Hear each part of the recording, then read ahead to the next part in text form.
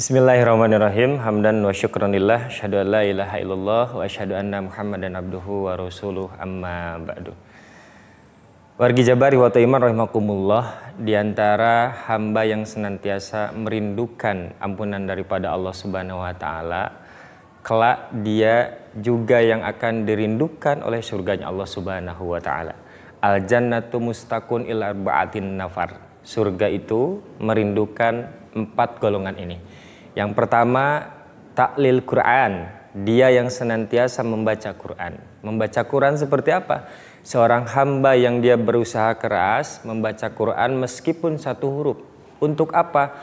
Agar dia tahu apa yang diinginkan oleh Allah Subhanahu wa taala terhadap hambanya, terhadap dirinya.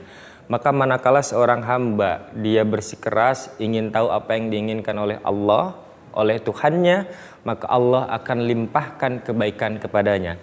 Maka manakala itu terjadi, surga Allah Subhanahu wa taala merindukan sosok ini. Sosok yang pertama. Kemudian sosok yang kedua, hifzul lisan. Bagaimana seorang hamba yang dia menjaga lisannya. Atau para ulama menjelaskan menjaga lisan di sini bukan hanya diam, tapi manakala dia berkegiatan pun misalkan dengan silaturahmi, bahan atau dia datang dengan membawa ajaran-ajaran Islam sebagai bahan silaturahminya. Maka golongan yang kedua ini adalah dia yang senantiasa menjaga lisannya, kalaupun ada hal yang keluar dari lisannya adalah tentang ajaran-ajaran Islam. Golongan yang kedua ini golongan yang kelak dirindukan oleh surganya Allah Subhanahu wa taala.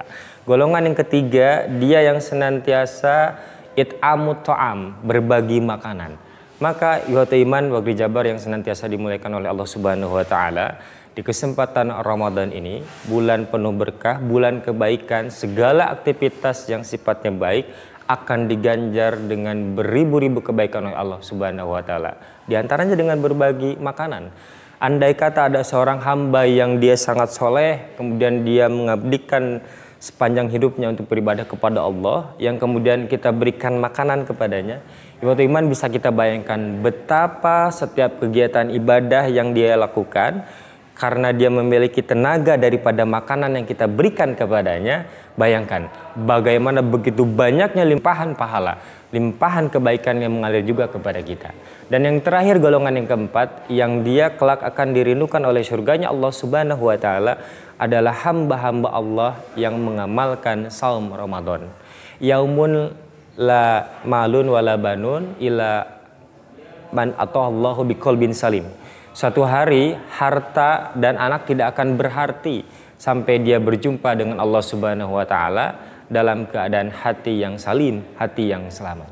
Wargi Jabar wa iman rahimakumullah. Saum Ramadan adalah momentum kita mencuci kembali hati kita.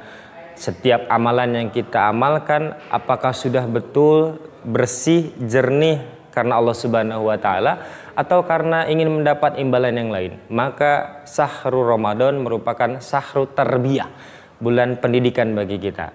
Mari kita jaga hati kita, luruskan kembali hati kita, bahwa setiap amalan yang kita lakukan sepenuhnya hanya karena ingin mendapatkan keridhaan dari Allah Subhanahu wa taala, bukan mengharapkan pujian dari sesama makhluknya. Maka ihwatu iman wa jabar rahimakumullah, semoga di momentum Ramadan ini kita menjadi hamba-hamba Allah yang masuk ke dalam bagian 4 golongan tadi. Dia yang kelak akan dirindukan oleh surganya Allah Subhanahu wa taala. Wallahu a'lam bishawab. Assalamualaikum warahmatullahi wabarakatuh.